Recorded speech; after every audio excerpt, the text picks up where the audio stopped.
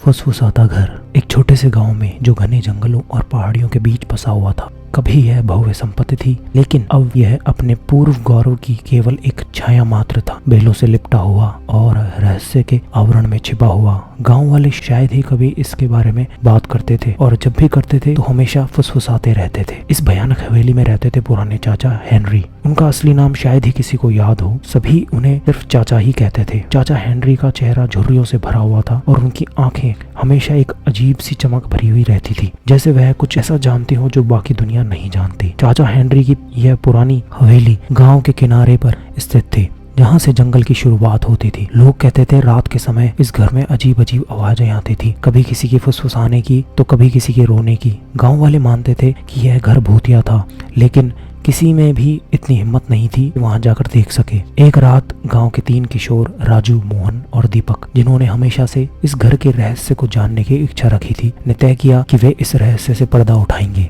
उनके मन में डर था, लेकिन उत्सुकता ने उनके डर पर काबू पा लिया था। वे एक दूसरे के हाथ थामे धीमे धीमे कदम बढ़ाते हुए चाचा हेनरी के घर की ओर बढ़ने लगे। जैसे ही घर के पास पहुंचे, उन्होंने देखा चाचा हेनरी खिड़की के पास खड़े हुए थे, लेकिन उनकी आंखें बंद थी, जैसे किसी गहरे विचार में डूबे हुए हों। तीनों लड़कों ने हिम्मत जुटाई और धीरे धीरे से दरवाजा खोला। अंदर का माहौल बहुत ठंडा था, जैसे वहां कई सालों से किसी ने आग नहीं जलाई हो। अचानक घर के अंदर फुसफुसाहटें सुनाई देने लगी। तीनों लड़कों के रोंगटे खड़े हो गए। उन्होंने देखा दीवारों पर पुरानी तस्वीरें टंगी हुई थी, जिनमें कुछ लोगों के धुंधले चेहरे दिखाई दे रहे थे। उनमें से कुछ चेहरों की आंखें ऐसे लग रही थी जैसे वे लड़कों को घूर रही हों। दीपक ने आगे बढ़कर एक तस्वीर पर ध्यान से देखा। यह तस्वीर चाचा हेनरी की थी, लेकिन उनके साथ कुछ और लोग भी थे। तभी अचानक उस तस्वीर में से एक औरत की आवाज आई, तुम्हें यहाँ नहीं आना चाहिए था। लड़कों ने डर के मारे पीछे हटने की कोशिश की, लेकिन दरवाजे बंद हो चुके थे। फुसफुसाहटें तेज हो चुकी थी और ऐसा लग रहा था जैसे घर की दीवारें भी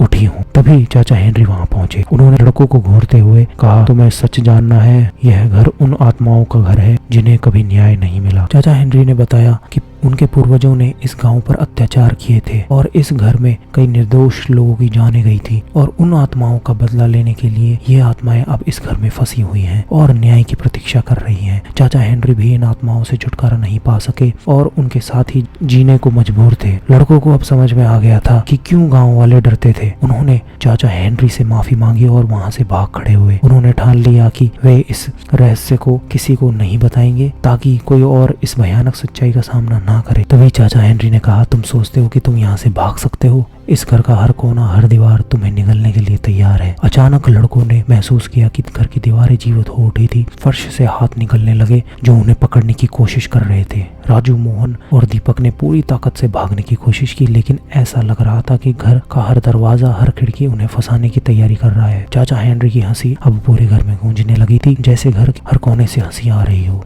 आखिरकार राजू ने एक पुरानी खिड़की को तोड़ने की कोशिश की और उसमें सफल हो गया। तीनों लड़के खिड़की से छलांग लगाई, जैसे तैसे बाहर निकलने में कामयाब हो गए। उन्होंने पीछे मुड़कर नहीं देखा तो चाचा हेनरी खिड़की के पास खड़े होकर उन्हें घूर रहे थे। उनकी आंखों में अब भी वही अजीब सी चमक थी। तीनों लड़के गांव की ओर भागते हुए, चिल्लाते हुए गांव वालों को सब कुछ बता दिया। गांव वालों ने उस रात जागते रहे, लेकिन किसी ने भी उस घर में जाने की हिम्मत नहीं की। अगले दिन जब लोग वहां पहुंचे तो देखा घर पूरी तरह ध्वस्त हो चुका था। चाचा हेनरी कहीं नहीं थे। इस घटना के बाद गाँव वालों ने उस जगह को छोड़ दिया और किसी ने भी वहां वापस जाने की कोशिश नहीं की। चाचा हेनरी और उनकी हवेली का रहस्य हमेशा के लिए अधूरा रह गया, लेकिन गाँव वालों के दिल में उस घर के लिए डर था, और वो डर और भी गहरा हो गया। वह हमेशा के लिए जगह बना लिया, एक काली कहानी के रूप में याद जाने, और वह जगह हमेशा के लिए एक काली कहानी के रूप में याद की तरह रह गई।